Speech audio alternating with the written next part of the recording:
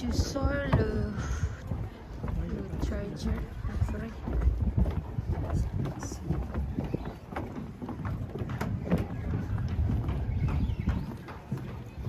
On va pas installer dehors. Si. On voit quelque chose dedans. Bonjour. Où? Là?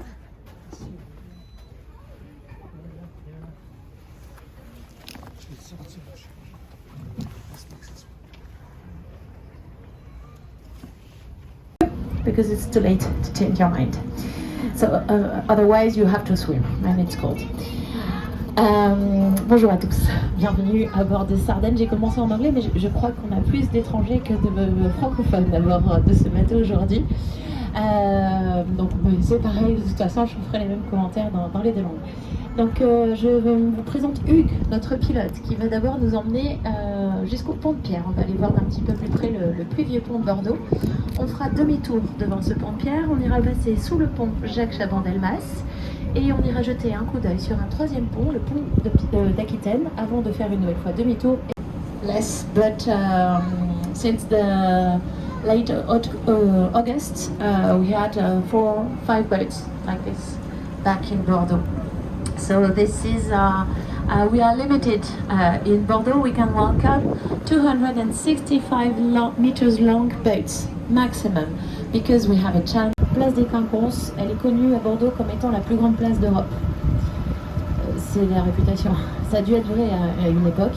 Aujourd'hui, on n'est pas les premiers en Europe, puisque à Varsovie, en Pologne, la place du défilé fait 24 hectares, soit le double de notre place des Quinconces. Alors moi, si j'étais vous, cette information, je la garderais peut-être pour moi, parce que les Bordelais sont des gens charmants, mais qui deviennent un peu moins charmants quand on leur explique qu'ils n'ont pas la plus grande place d'Europe. Royal entrance to the town, and it is dedicated to Charles VIII, King of France. And it's funny to dedicate a door to Charles VIII because this king died bumping his head on the door. I don't know if it's because of us, but if you're superstitious, don't pass under the gate. Charles VIII, King of France, was not very tall, but the door he tried to pass under was even lower, and he bumped his head, died a few days after that. So again, if you're superstitious, avoid the Caillot Gate. Alors, vous avez ici les toits pointus de la porte Caillot, vous la voyez qui dépasse de la façade des quais. Cette porte était au Moyen-Âge l'entrée royale sur Bordeaux. Au Moyen-Âge, on avait des remparts qui entouraient la cité, même sur le fleuve, et on a gardé juste 2 portes médiévales. Celle-là est dédiée à Charles VIII, et c'est pas une bonne idée de dédier les portes à Charles VIII parce que c'est ça qui l'a tué. Charles VIII, c'est un petit bonhomme d'1m60 qui avait probablement pas l'habitude de baisser la tête quand il passait sous les portes. Bon il aurait dû parce qu'un jour la porte était très basse, il a tapé la tête très fort sur le linteau en pierre, ça l'a tué. Si vous êtes superstitieux, ne passez pas sous la porte Caillot, faites le tour, on sait jamais s'il veut se venger, on vous jettera des cailloux. Alors ceux qui sont à l'avant ont déjà l'occasion d'admirer la flèche Saint-Michel et le pont de Pierre. Alors, la flèche Saint-Michel, vous la voyez déjà sur le côté. Vous voyez ce grand clocher à côté, sur la rive gauche. Bon, vous allez plus voir parce qu'on fait demi-tour dans l'autre sens. Allez, je vais vous parler du pont. Vous avez ici le pont de Pierre. C'est le tout premier pont construit à Bordeaux. Il a été mis en service en 1822. Et donc ça s'appelle le pont de Pierre parce que les piliers sont en pierre. Ce pont, on n'en voulait pas en fait, non. On est un port maritime. La fortune de la ville, elle s'établit sur le passage des bateaux de commerce. Et si vous construisez des ponts au milieu des ports, les bateaux ne passent plus. Donc on ne voulait pas de pont jusqu'à ce que Napoléon arrive. Et Napoléon, lui, il a besoin d'un pont pour faire traverser l'armée. Alors on n'a pas le choix, on fait construire ce pont. Il y a une légende à Bordeaux qui dit que si le pont compte 10 étages, c'est parce que dans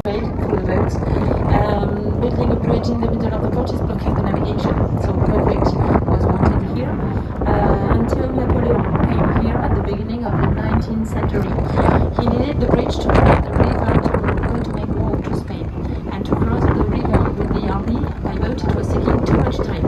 So he has been demanding the construction of the bridge that was achieved 12 years after.